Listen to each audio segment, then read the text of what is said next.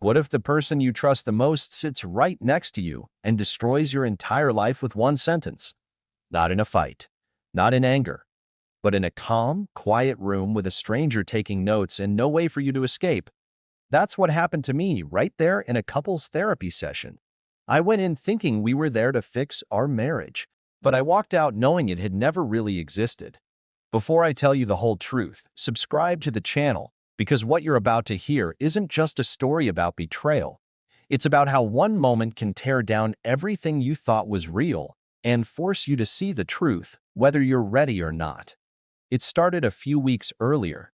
Emily had been different. Not different in a way you can explain to your friends, different in a way you feel in your bones. She'd sit at the dinner table, staring at her plate, barely eating. Her phone, which used to be tossed on the couch carelessly, was now always face down.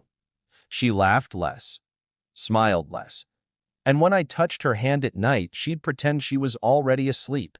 At first, I told myself it was stress. She'd been working late. Her company had just landed a big project. I convinced myself she was just tired. But then the little things started stacking up. Missed calls she couldn't explain. Sudden urgent trips. New clothes she claimed were on sale but never wore around me. One night, as we were getting ready for bed, she said, "Alex, I think we should see a couples therapist." I remember actually feeling relieved. I thought, finally, this is how we find our way back. The day of the session, we didn't speak in the car.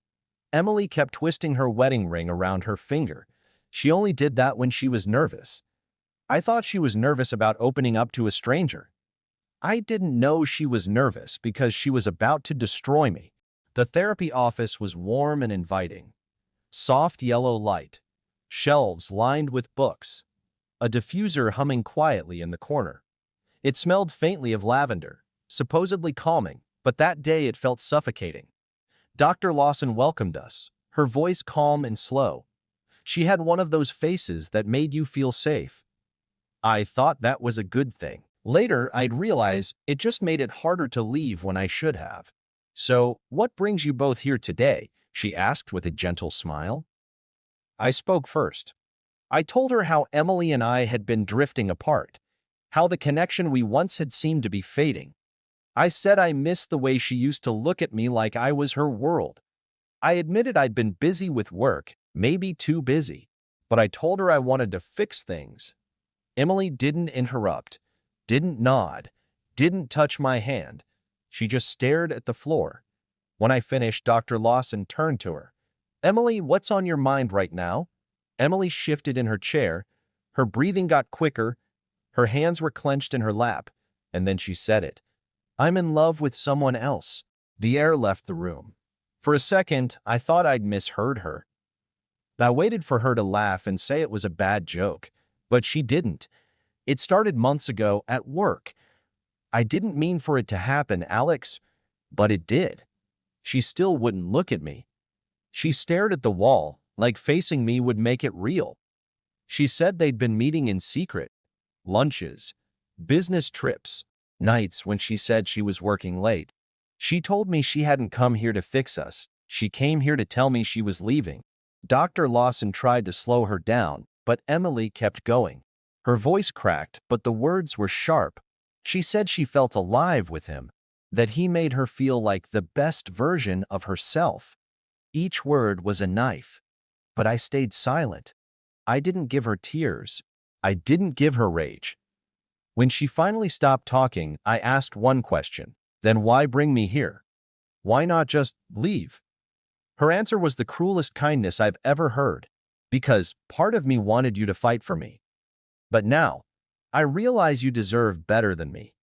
It was like she ripped my heart out, placed it back in my chest, and told me she was doing me a favor.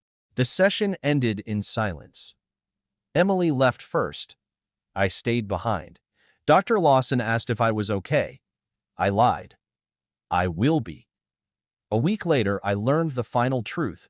The someone else wasn't just a coworker.